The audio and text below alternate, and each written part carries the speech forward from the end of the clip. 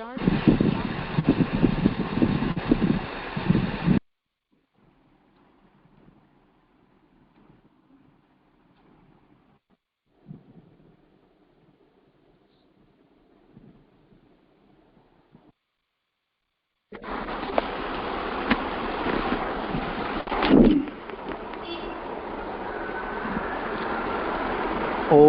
नमो यंत्राणम नमो चित्राणम नमो आर्याणम नमो वज्रायाणम नमो लोहे सौवसाहुणम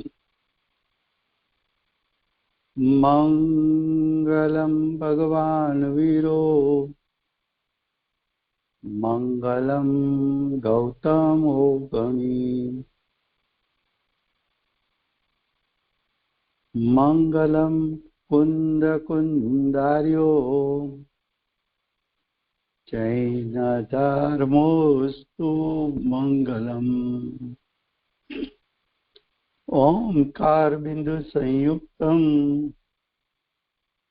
नित्यं जायन्ति योगिनाम् कामदं मोक्षदं चैव ओंकाराय नमो नमः। अहोपकार जिनवर्णो कुंदनो ध्वनि दिव्यनो जिन कुंद ध्वनियाप्या अहो आ गुरु काहनो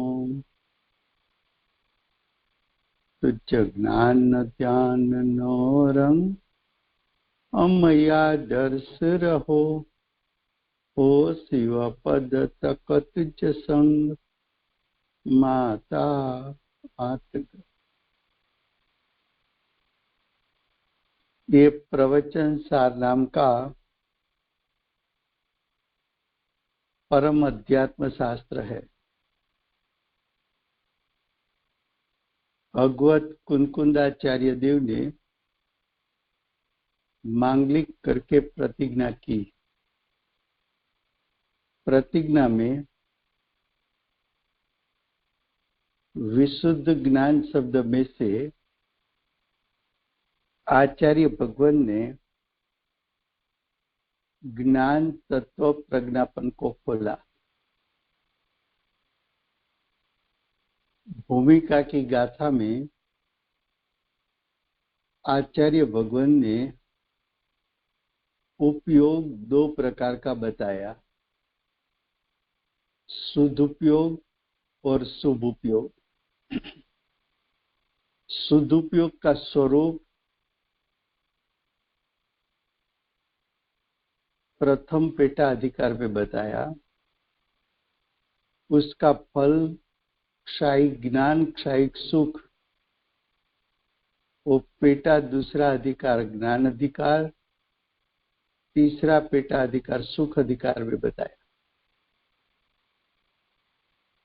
अब शुभ उपयोग यानी शुभ परिणाम, ये विषय चलता है।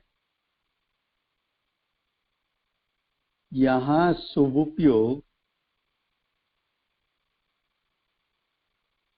मुनि की सविकल्प दशा को शुभ उपयोग कहना है। मुनि के शुभ भाव को शुभ उपयोग कहना है। तो आचार्य भगवान ने 80 और 81 गाथा में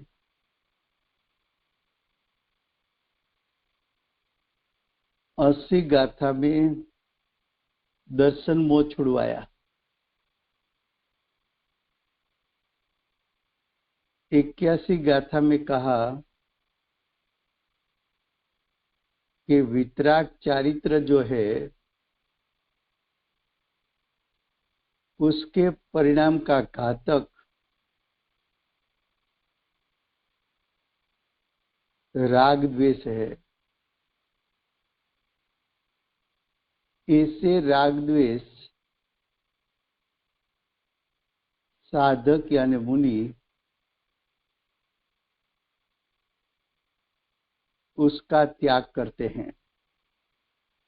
इतनी बात 81 गाथा तक चली है। अब गाथा 82 उसका हेडिंग फिर से लेते हैं कि अब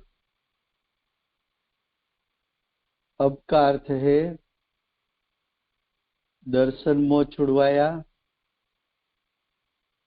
और चारित्र मोह का राग द्वेष साधक छोड़ते जाता है।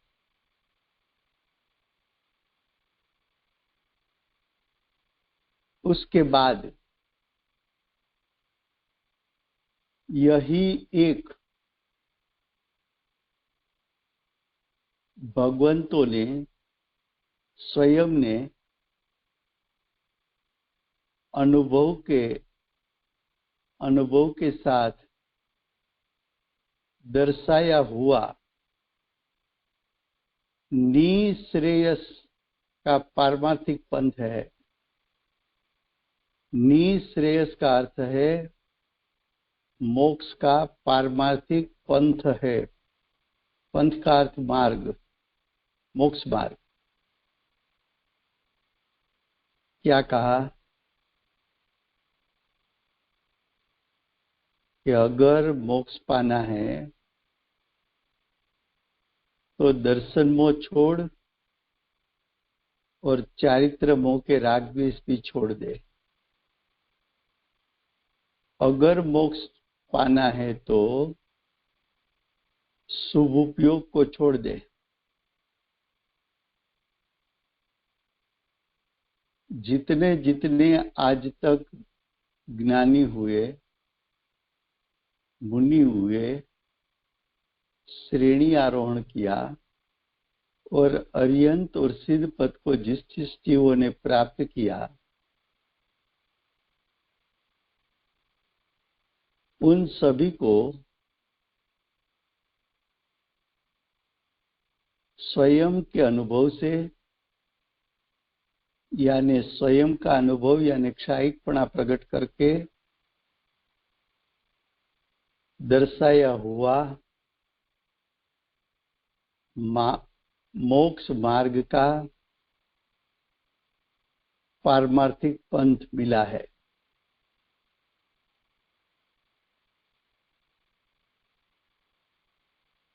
ऐसा मति को व्यवस्थित करके तेरे ज्ञान को व्यवस्थित कर ले।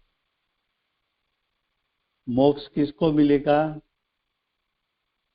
तो कि प्रथम दर्शन मुख का त्याग कर, बाद में चारित्र मोह यानी राग द्वेष का त्याग कर, श्रेणी आरोहण कर और आत्मा के अनुभव के साथ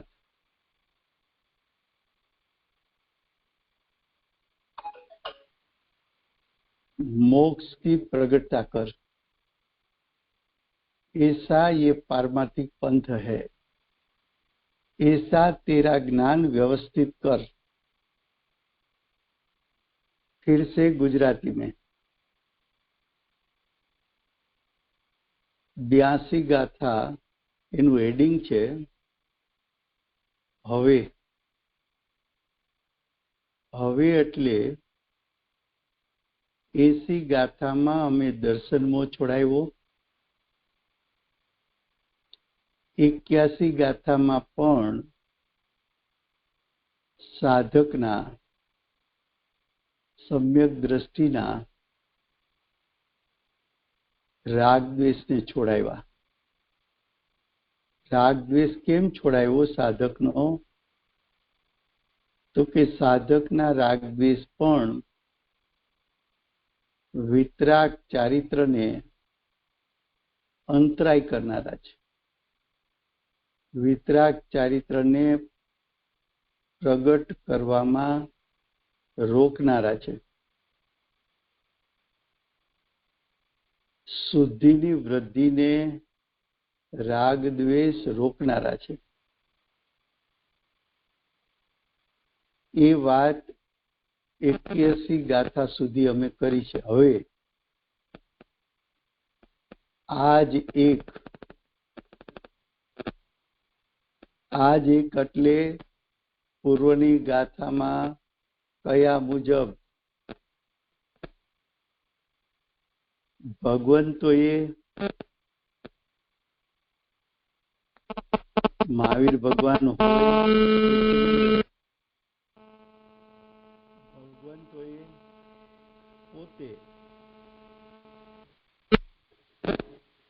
ભગવંતોએ પોતે અનુભવીને દર્શાવેલો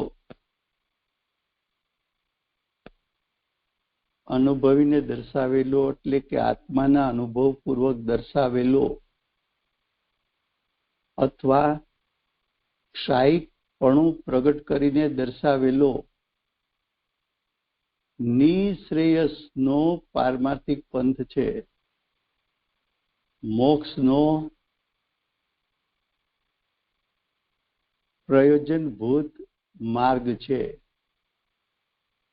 એમ મતિને વ્યવસ્થિત કરે છે, એમ તારા જ્ઞાનને વ્યવસ્થિત કરે છે. શું કહ્યું? ફરીવાર. દર્શનમાં છોડ્યો,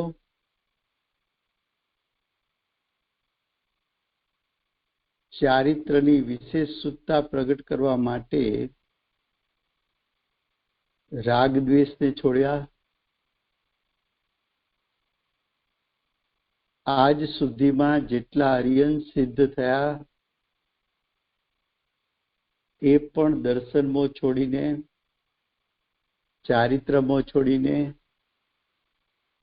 શ્રેણી આરોહણ કરીને, ક્ષાયિકપણું પ્રગટ કરીને મોક્ષનો પારમાર્થિક પંથ છે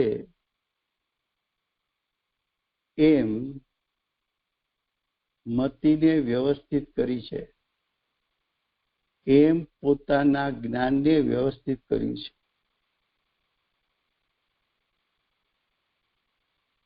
આ વાતનો વિસ્તાર કરવા માટે હવે ગાથા 82 કહે છે.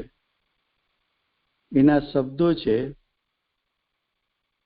અરહંત સૌ કર્મો તણો કરી નાશ એ જ વિધિ વડે, ઉપદેશ પણ એમ જ કરી નિવૃત્ત થયા નમો તે મને. અન્વયાર્થ. સભી અનંત ભગવંતો, सभी यानी पूर्वे जितने पूर्वे अनंत पर्यंत हुए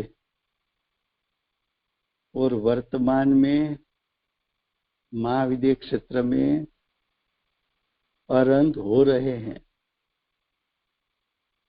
और भविष्य में जो अनंत होंगे, ये सर्व अरहंत भगवान वही विधि से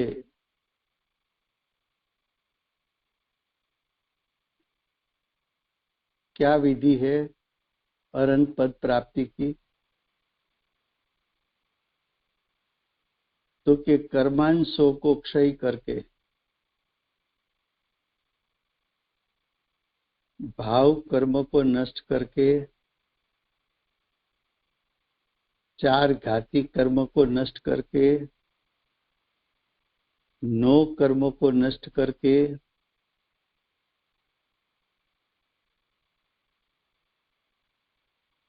ये अर्यंत पद कैसे मिलता है?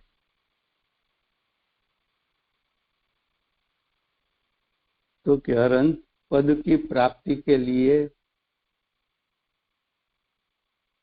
कौन सी विधि है, कौन सी क्रिया है? तो कि दर्शन मोनी कर्म का त्याग कर, चारित्र मोनी का त्याग कर, ज्ञानावरणी दर्शनावरणी कर्म का नाश कर, तो तुझे अनंत ज्ञान, अनंत दर्शन, अनंत सुख की प्रकटता होगी। तू भाव कर्म का नाश कर, भाव पुण्य, भाव पाप, भाव आश्रव, भाव बंध का नाश कर, तो तुझे भाव मोक्ष की प्रकटता होगी।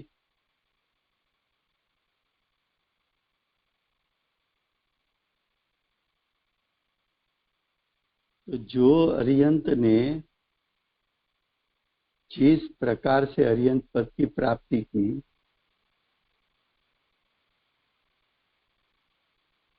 जिस विधि से प्राप्ति की,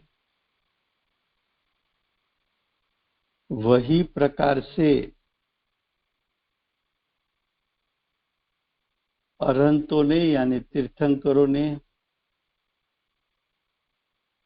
उपदेश किया और मोक्ष की प्राप्ति की।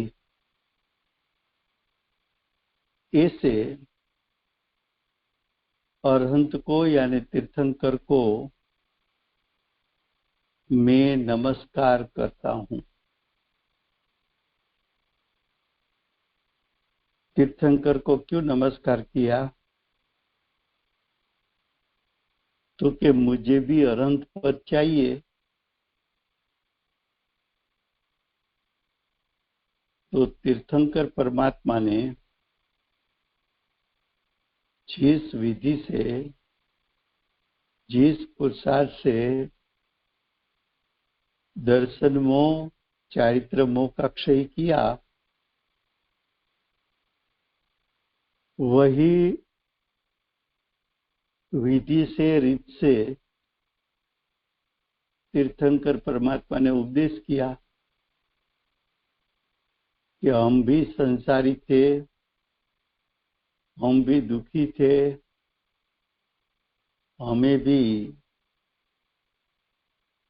भाव कर्म, द्रव्य कर्म, नो कर्म से हम भी बंधे हुए थे, हम भी संसार में थे, हम भी चार गति में परिभ्रमण करते थे, हम भी दुखी थे।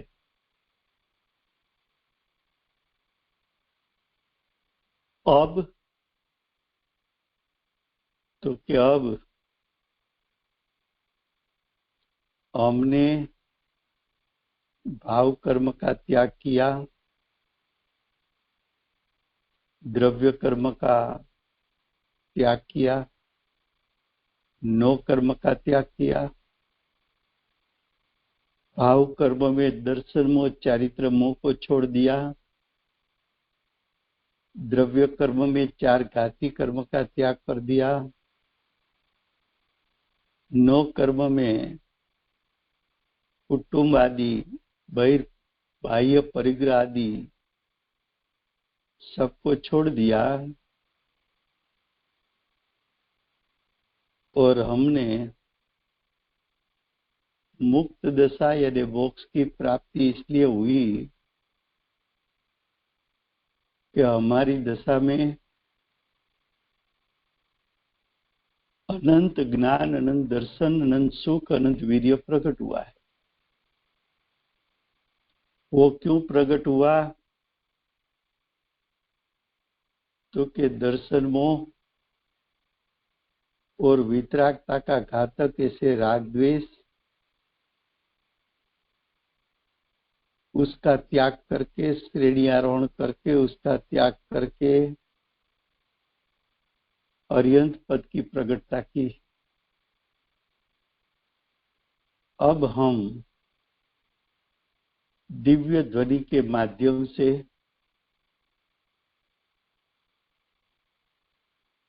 मोक्ष की प्राप्ति की विधि और रीत, उसका उपदेश भव्य जीवों के लिए ये उपदेश दिया है।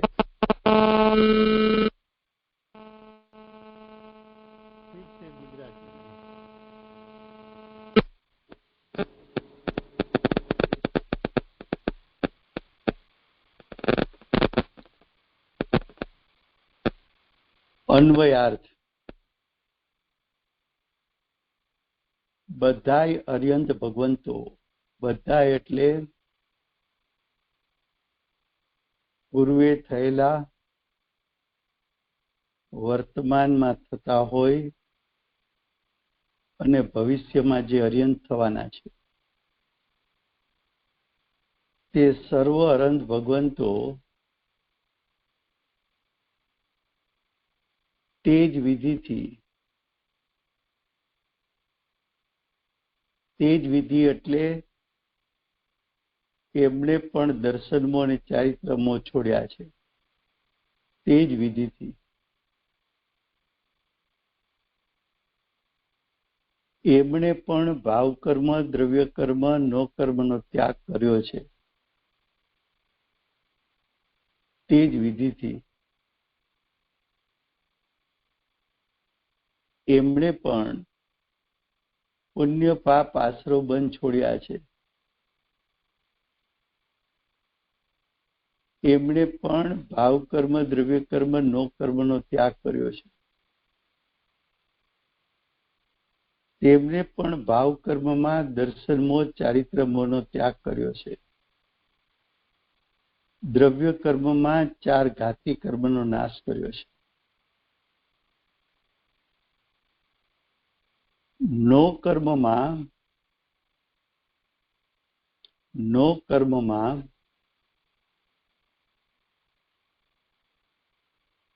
કુટુંબ આદિ, બાહ્ય 10 પ્રકારના પરિગ્રહ આદિનો ત્યાગ કર્યો છે. એમણે પણ સમ્યક દર્શન, જ્ઞાન, ચારિત્ર પ્રગટ કરી,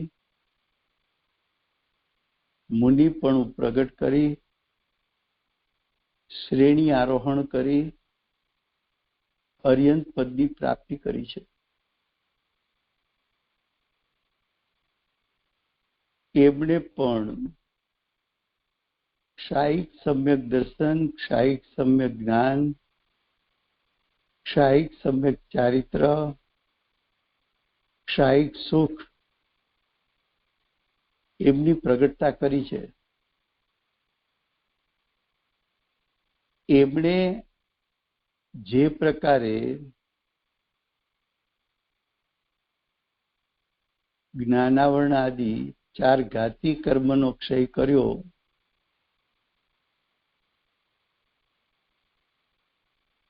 તે જ પ્રકારે અન્ય ભવ્ય જીવોને ઉપદેશ કરીને મોક્ષ એટલે સિદ્ધ પદને પામ્યા છે.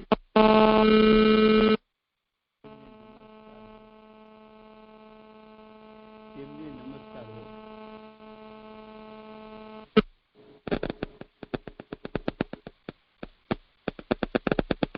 હવે ટીકા. અતીત કાળમાં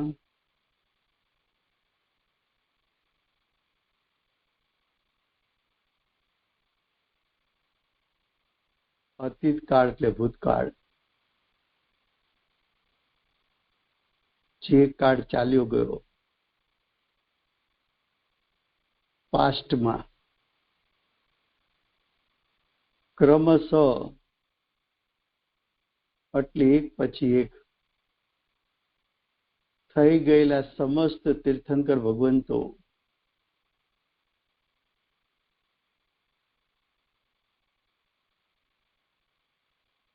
જેટલા તીર્થંકરો થયા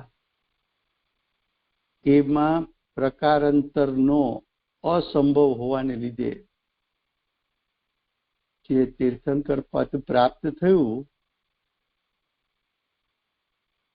એના કોઈ અન્ય પ્રકાર નથી. પ્રકારાંતરો એટલે શું? અન્ય પ્રકારો નથી.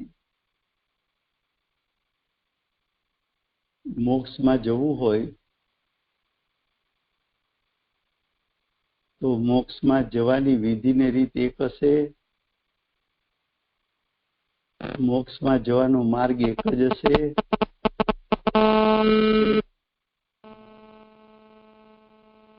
અનેક પ્રકારનો હશે.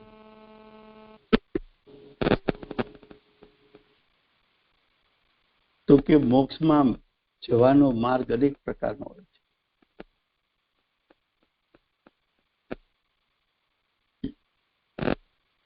અજ્ઞાનીઓ એવું માને છે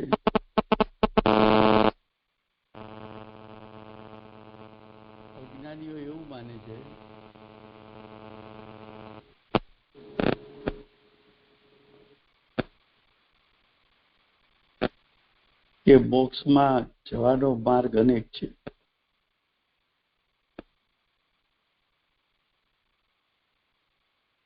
,363 પાખંડ મતમાં કોઈ મતમાંથી મોક્ષની પ્રાપ્તિ નથી. જૈનોમાં પણ સ્થાનક અને શ્વેતાંબર મત એમાંથી પણ મોક્ષે જઈ શકાતું નથી. દિગંબર મતમાં પણ સ્ત્રી પર્યાયને મોક્ષ કયો નથી. દિગંબર ધર્મમાં પણ માત્ર દ્રવ્યલિંગથી મોક્ષ થતો નથી.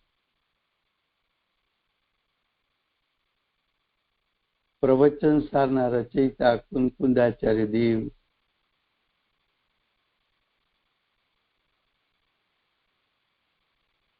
લગભગ 2000 વર્ષ પહેલા થયા ત્યારે શ્વેતાંબર મત બહાર આવી ગયો હતો.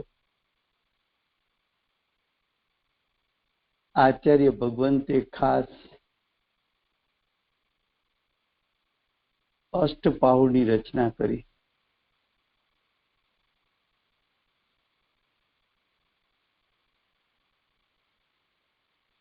પ્રથમ દર્શન પાહુડમાં આચાર્ય ભગવંતે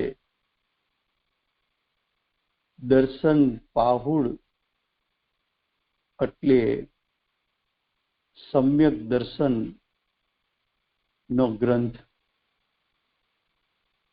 સમ્યક દ્રષ્ટિની એટલી પ્રશંસા કરી કે સમ્યક દર્શન વગર જ્ઞાન સમ્યક હોતું નથી. સમ્યક દર્શન જ્ઞાન વગર ચારિત્ર સમ્યક હોતું નથી. સમ્યક દ્રષ્ટિને પૂજનીય કીધા. અમુક શાસ્ત્રોએ તો એમ કહ્યું કે પાંચમી લબ્ધિમાં જીવ પ્રવેશ કરે ત્યારથી પૂજનીકપણું કહેવાય છે. કારણ કે પાંચમી લબ્ધિમાં પ્રવેશ કરનાર જીવ સમ્યક દર્શનની પ્રાપ્તિ કરીને ઊભો થાય છે. બીજું પાહુડ સૂત્ર પાહુડ છે. સૂત્ર પાહુડ એટલે સિદ્ધાંત પાહુડ છે. સિદ્ધાંત એટલે દિવ્ય ધ્વનિમાં પ્રરૂપેલા સિદ્ધાંતો. 12 અંક 14 પૂર્વમાં આલેખાયેલા સિદ્ધાંતો. સૂત્ર પાહુડ ખરેખર તો સમ્યક જ્ઞાન અધિકાર છે, પણ અન્ય શાસ્ત્રનો અભ્યાસ કરો અને અષ્ટપાહુડમાં સૂત્ર પાહુડ એટલે સમ્યક જ્ઞાનનો અભ્યાસ કરો, એ બે વચ્ચે અંતર છે.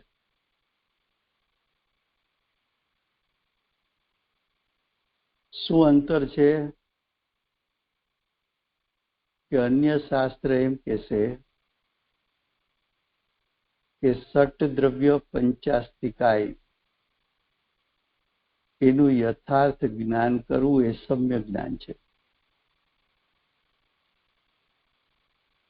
અથવા એમ કહેશે 7 તત્વ 9 પદાર્થનું યથાર્થ જ્ઞાન એને સમ્યક જ્ઞાન કહેશે, અથવા એમ કહેશે સાચા દેવશાસ્ત્ર ગુરુનું યથાર્થ જ્ઞાન એ સમ્યક જ્ઞાન છે, અથવા એમ કહેશે સ્વ અને પર વચ્ચે ભેદ જ્ઞાન કરવું એ સમ્યક જ્ઞાન છે, અથવા એમ કહેશે કે સ્વભાવ અને વિભાવ વચ્ચે જ્ઞાન કરવું એને સમ્યક જ્ઞાન કહે છે. પણ સૂત્ર પાહુડે જુદી વાત કરી. સૂત્ર પાહુડે એમ કહ્યું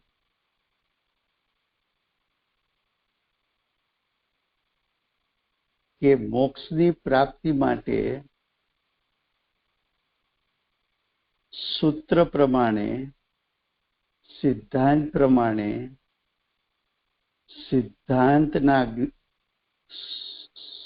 સિદ્ધાંતના જ્ઞાન પ્રમાણે લિંગ 3 પ્રકારના છે. એક મુનિલિંગ, બીજું શ્રાવક લિંગ, અને સ્ત્રીઓ માટેનું લિંગ એટલે અર્જિકા લિંગ. જે જીવને મોક્ષ માર્ગમાં 3 પ્રકારના લિંગ છે એનું યથાર્થ જ્ઞાન છે એ સમ્યક જ્ઞાન છે.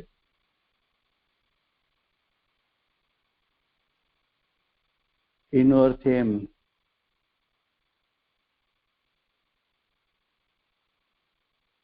કે શ્વેતાંબર મતમાં મુનિલિંગ યથાર્થ નથી, શ્રાવક લિંગ પણ યથાર્થ નથી, સ્ત્રીલિંગ એટલે અર્જિકાનું લિંગ પણ એનું સ્વરૂપ પણ યથાર્થ નથી.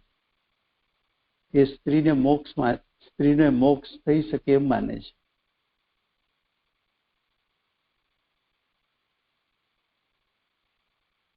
મુનિને વસ્ત્ર હોય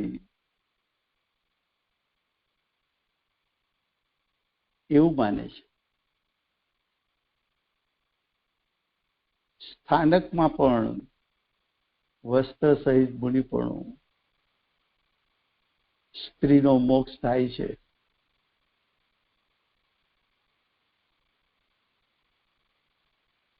ત્રીજા પાહુડ ચારિત્ર પાહુડમાં આચાર્ય ભગવંતે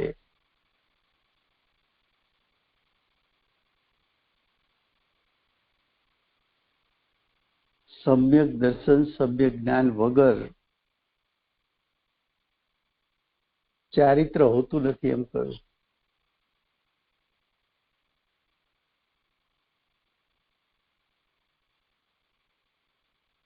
અને ચારિત્ર પાહુડમાં આચાર્ય ભગવંતે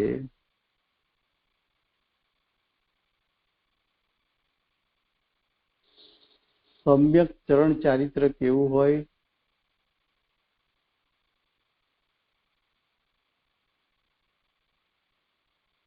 અને સંયમ ચરણ ચારિત્ર કેવું હોય. સમ્યક ચરણ ચારિત્ર એટલે સમ્યક દ્રષ્ટિનું આચરણ કેવું હોય અને સંયમ ચરણ ચારિત્રમાં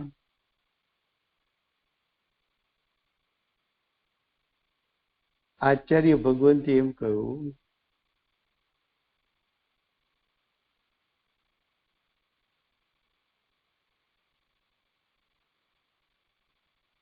કે સંયમ ચરણ ચારિત્રના 2 ભેદ છે.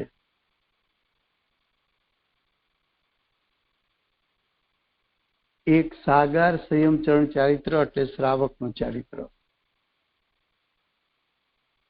અને નિરાગાર ચરણ ચારિત્ર એટલે મુનિનું ચારિત્ર.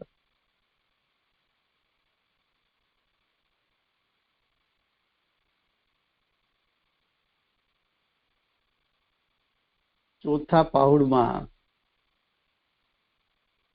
ચોથું પાઉડ બોધ પાઉડ છે. ત્યાં આચાર્ય ભગવંતે એમ કહ્યું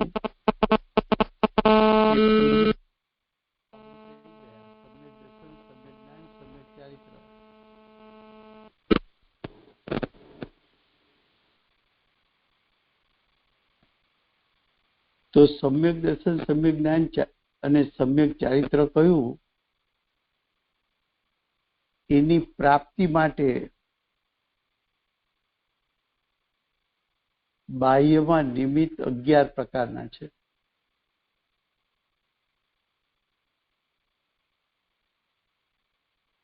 એ 11 પ્રકારના જે નિમિત્તો છે એનો બોધ કરવો.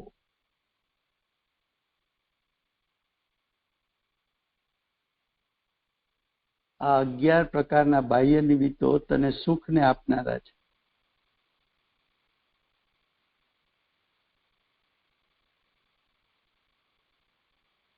એ જે 11 પ્રકારના બાહ્ય નિમિત્તો કયા,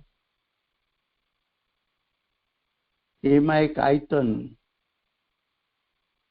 એટલે કે ધર્મની પ્રાપ્તિ માટે આશ્રય સ્થાન કયું. પછી બીજું નિમિત્ત બતાવ્યું જીન પ્રતિમા.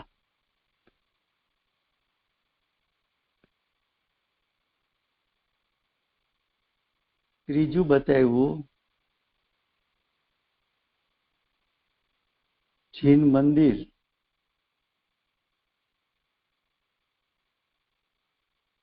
ચોથું બતાવ્યું દર્શન. પાંચમું બતાવ્યું જીન બિંબ. છઠ્ઠું બતાવ્યું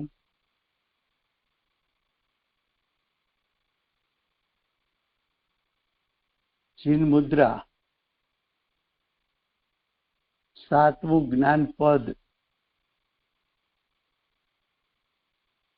આઠમા દેવ. નવમા તીર્થ. 10મા અરહંત અને 11મું પ્રવજ્યા એટલે મુનિ દીક્ષા.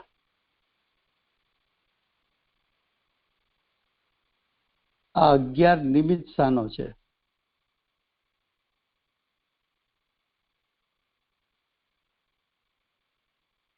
તો મોક્ષ માર્ગ અને મોક્ષ પ્રગટાવવા માટે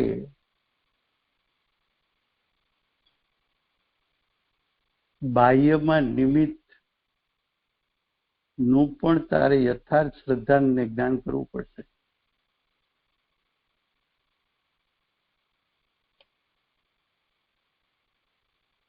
બોધ પાવડ પછી આચાર્ય ભગવંતે ભાવ પાહુડી રચના કરી.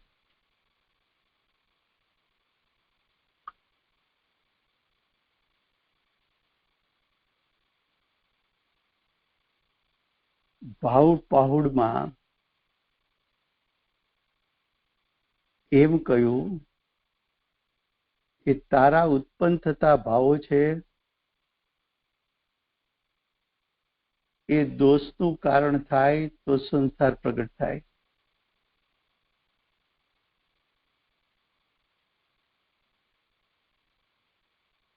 અને તારા ભાવમાં શુદ્ધતા પ્રગટે તો એ મોક્ષનું કારણ થાય.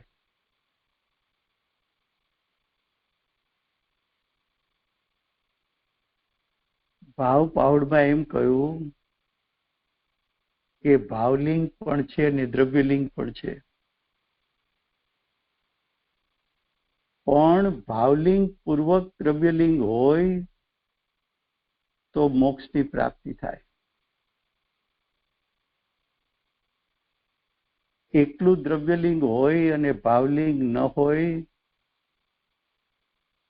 તો દ્રવ્યલિંગથી મોક્ષ થતો નથી. આ પાહુડમાં જીવના ભાવનું વર્ણન કરવું છે. જીવના ભાવ 3 પ્રકારના: અશુભ ભાવ, શુભ ભાવ અને શુદ્ધ ભાવ છે.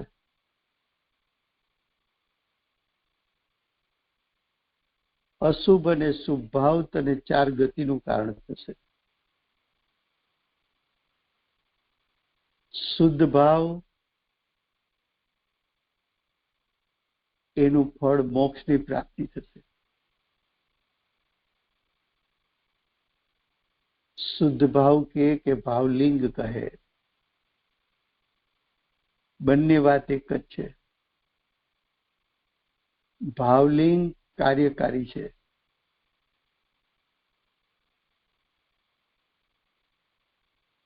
તું મોક્ષને ઈચ્છતો હો તો ભાવલિંગ ગ્રહણ કર.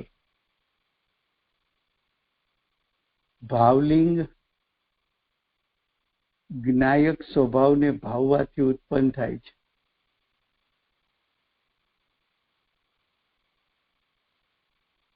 જીવના અસ્તિત્વનો સ્વીકાર તારા ભાવથી કર.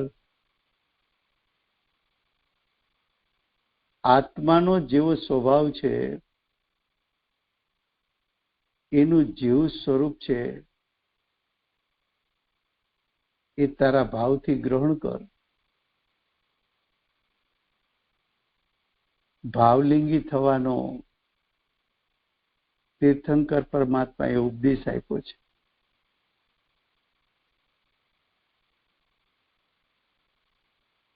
જે કંઈ ફળ મળે છે એ ભાવથી ફળ મળે છે.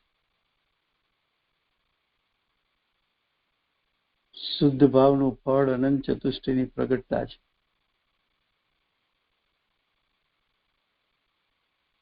પણ ભાવલિંગ વગર દ્રવ્યલિંગ પ્રગટ કરીશ તો એનું ફળ 4 ગતિ છે, સંસાર છે.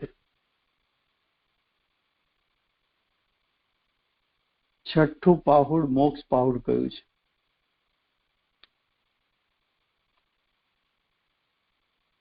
મોક્ષ પાહુડમાં આચાર્ય ભગવંતે એવી પ્રતિજ્ઞા કરી છે કે મોક્ષ જે કારણથી પ્રાપ્ત થાય અને જેવું મોક્ષ પદ છે એનું વર્ણન કરીશ. તો મોક્ષ જે કારણથી પ્રાપ્ત થાય, તો મોક્ષ કયા કારણથી પ્રાપ્ત થાય? તો કે મોક્ષ માર્ગથી. તો આચાર્ય ભગવંત મોક્ષ પાહુડમાં મોક્ષ માર્ગનું સ્વરૂપ અને મોક્ષનું સ્વરૂપ બતાવે છે.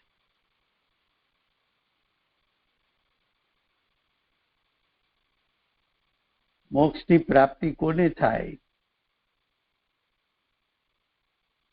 તો કે ઉત્કૃષ્ટ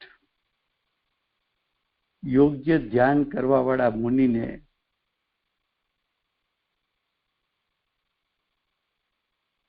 મોક્ષની પ્રાપ્તિ થાય છે અને એનું સ્વરૂપ સમજાય છે. ત્યાં આચાર્ય ભગવંતે મોક્ષ પાહુડમાં 3 મુખ્ય વાત કરી છે. બહિરાત્માનું સ્વરૂપ એટલે અજ્ઞાનીનું સ્વરૂપ, અંતરાત્માનું સ્વરૂપ એટલે સાધકનું સ્વરૂપ, અને પરમાત્માનું સ્વરૂપ એટલે કે અર્યંત સિદ્ધ દશાનું સ્વરૂપ.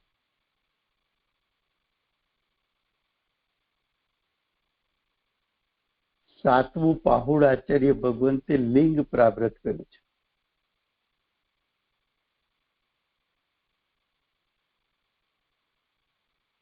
લિંગ એને કહ્યું કે જે લિંગથી અર્યંત અને સિદ્ધ પદની પ્રાપ્તિ થાય. એટલે કે મુનિલિંગનું નિરૂપણ આચાર્ય ભગવંતે કર્યું. પ્રતિજ્ઞામાં પણ એમ કહ્યું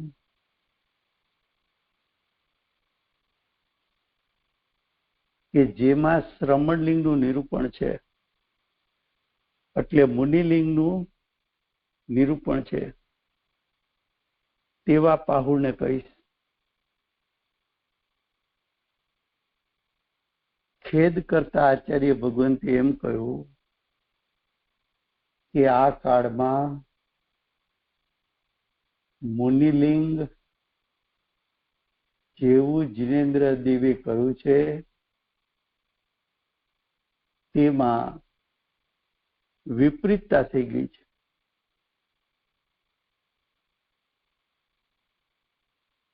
એ વિપરીતતાના નિષેધ માટે આચાર્ય ભગવંતે લિંગ પ્રાવૃત્તિની રચના કરી.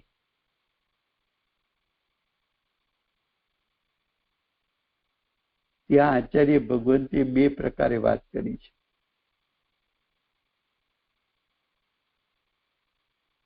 કે અન્યમતીના સાધુ અથવા તો વિપરીતતાવાળા સાધુ, એની ક્રિયાઓ એ કુક્રિયા છે. દાખલા તરીકે પોતાને સાધુ મનાવતા હોય, મુનિ મનાવતા હોય અને નૃત્ય કરતા હોય, ગાતા હોય, વાજિંત્ર વગાડતા હોય, તો બાહ્ય લક્ષણ જ એનું ખોટું છે, કુક્રિયા છે મુનિ માટે.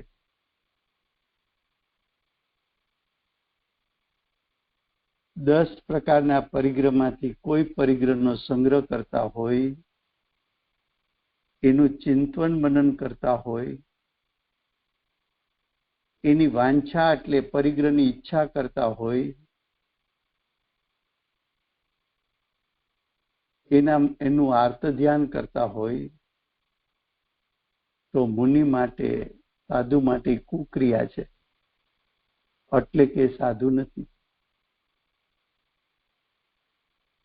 ઘણા માન માટે મુનિપણું ગ્રહણ કરી દે.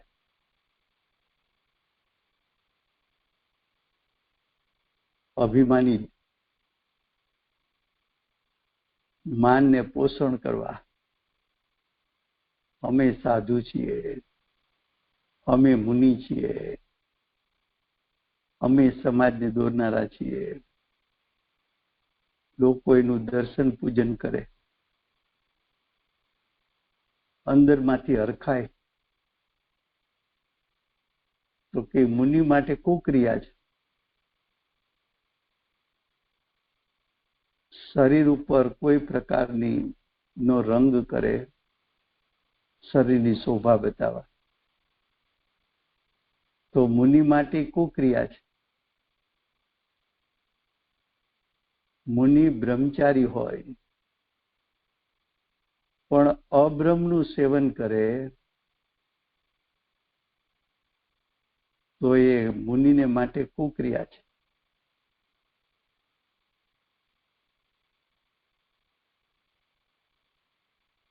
બાહ્યમાં દ્રવ્યલિંગ લે, ખાનગીમાં વ્યભિચાર કરે, તો એ ખરેખર મુનિ માટે કુક્રિયા છે. પાપ બુદ્ધિ વાળો હોય તો મુનિને તો અશુભ ભાવનો ત્યાગ હોય છે.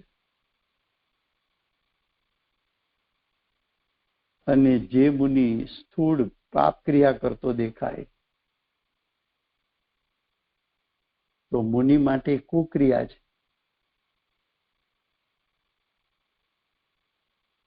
પોતાની જાતને મુનિ બનાવે પણ સમ્યક દર્શન જ્ઞાન ચારિત્ર પ્રગટ નથી કર્યું,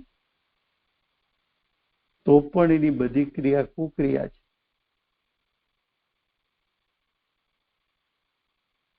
આવી કુક્રિયા કરનાર સાધુઓ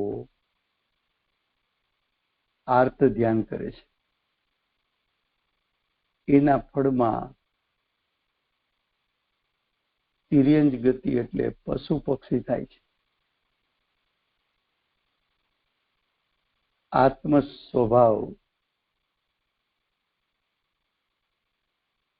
સ્વભાવના પરિણામનો ઘાત કરનારો છે કુક્રિયા દ્વારા.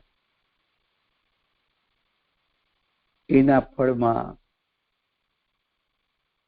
સંસાર રૂપી વનમાં પરિભ્રમણ કરે છે.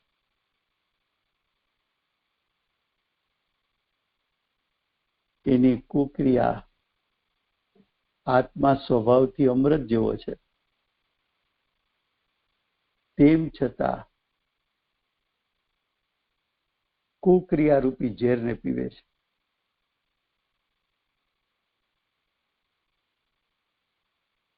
ભાવ શુદ્ધિ ન કરે અને દ્રવ્યલિંગ ધારણ કરે તો એની પ્રવૃત્તિ કેવી નિરર્થક હોય છે. ગ્રહસ્થોના લગ્ન કરાવે, ખેતર ખેડે, વ્યાપાર કરે,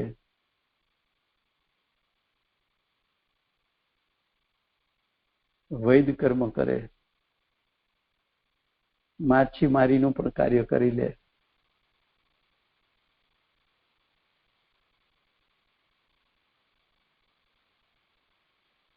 શુભ ભાવ કે શુદ્ધ ભાવ વગર લિંગ ધારણ કર્યું છે.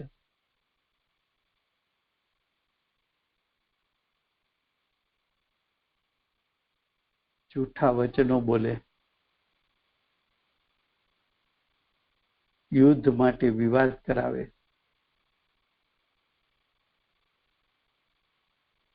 તીવ્ર પાપ કર્મ કરે, ચોપાટ રમે, સંતરજ રમે,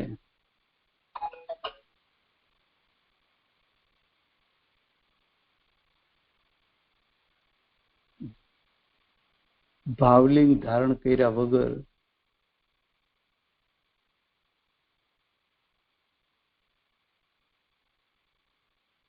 એટલે કે રત્નત્રીની પ્રગટતા કર્યા વગર નિશ્ચયપૂર્વકનો વ્યવહાર પ્રગટ કર્યા વગર 12 તપ પ્રગટ કર્યા વગર ઇન્દ્રિયો ઉપર વિજય મેળવ્યા વગર સંયમના પાલન વગર 6 કાયના જીવોની રક્ષા વગર નિયમથી પ્રાપ્ત કરવા જેવો મોક્ષ માર્ગ એને પ્રાપ્ત કર્યા વગર 6 આવશ્યક ધારણ કર્યા વગર આવા જીવો પોતાના ભાવના ફળમાં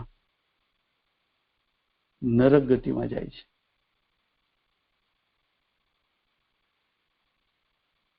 આવા જીવો ભોજન આદિના ગ્રદ્ધિ ભાવવાળા, પ્રમાદી, વ્યભિચારી, કામ સેવન માટે કપટ કરનારા, પશુ છે, મનુષ્ય નથી. આહાર માટે દોડે, આહાર માટે તોફાન કરે, ભોજનમાં બીજાની ઈર્ષા કરે, વગર આપીએ ગ્રહણ કરે, ચોર છે, પરની નિંદા કરે, એ જીન માર્ગમાં નથી. તો મુનિનું સ્વરૂપ યથાર્થ મુનિનું સ્વરૂપ કેવું હોય અને જેનું મુનિપણું યથાર્થ નથી એનું સ્વરૂપ કેવું હોય એ લિંગ પાહુડમાં બતાવ્યું છે. છેલ્લો 8મો પાહુડ શીલ પાહુડ છે. શીલ કેતા નિજ ભાવરૂપ સ્વભાવ, નિશ્ચયથી શીલ એટલે પોતાનો સ્વભાવ, વ્યવહારથી શીલ એટલે શરીરથી બ્રહ્મચર્ય પાડવું.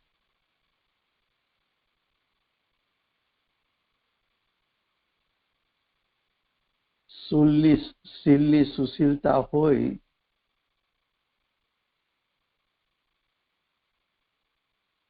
શીલ સંબંધીનું યથાર્થ જ્ઞાન હોય તો એવા જીવને સ્ત્રીનું વર્જન એટલે સ્ત્રીનો ત્યાગ હોય છે. 5 ઇન્દ્રિય અને મન એના વિષયોનો ત્યાગ હોય છે. કર્મ પ્રકૃતિમાં જોડાતા નથી.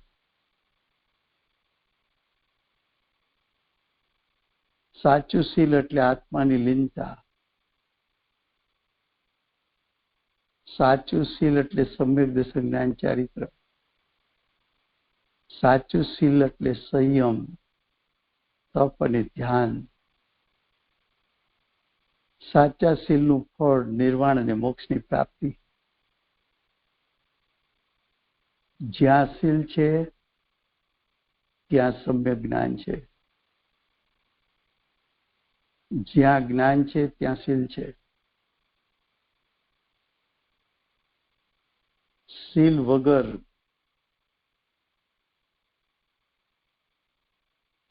વગર ઇન્દ્રિયના વિષયો જ્ઞાનને નષ્ટ કરે છે.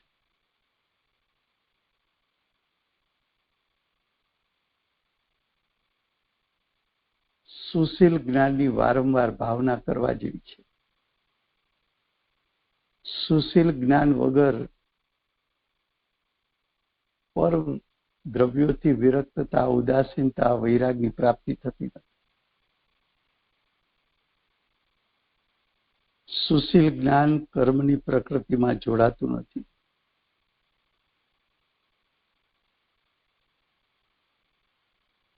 આવી અનેક વાત શીલ પ્રાભ્રતમાં લીધી છે. તો આચાર્ય ભગવાન એમ કે છે ટીકામાં,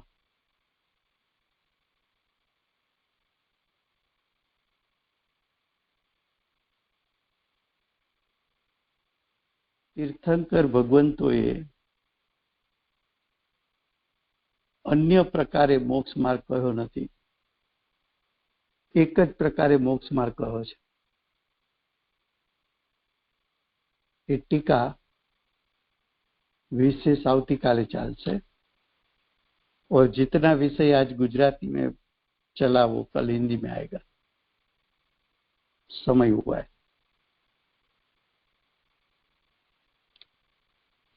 Thank you very much, Rajubhai. Happy birthday. All the best. Thank you. કોણ જય બોલાય છે? વિજયભાઈ બોલાવો છો? બોલાવો? હા, બોલાવો રૂપાબેન. હેમંત બોલાવો.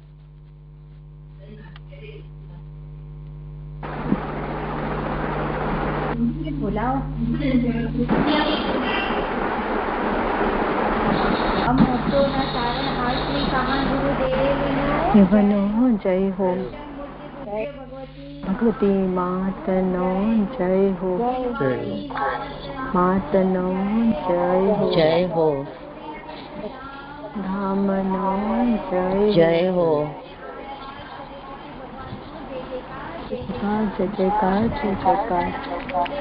લોકુરગતિ ભગવાનનો જયકાર જય જયકાર. બધા ભગવાનનો જય હો જય હો ભગવંતનો જય હો જય હો ભગવાનનો જય હો જય હો જય હો જય હો જૈન ધર્મનો જય હો જય હો દેવનો જય હો જય હો બધાને જય જિનેન્દ્ર. જય હો જય હો જય હો. Thank you Rajubhai. જય જિનેન્દ્ર. Thank you Rajubhai. many happy returns of the day Rajubhai. Thank you. જય જિનેન્દ્ર. જય જિનેન્દ્રભાઈ. Thank you. જય જયેન્દ્ર. જય જયેન્દ્ર. જય જિનેન્દ્ર. જય જયેન્દ્ર. જય Jinendra Rajubhai. Thank you very much. જય જયેન્દ્ર. જય જયેન્દ્ર.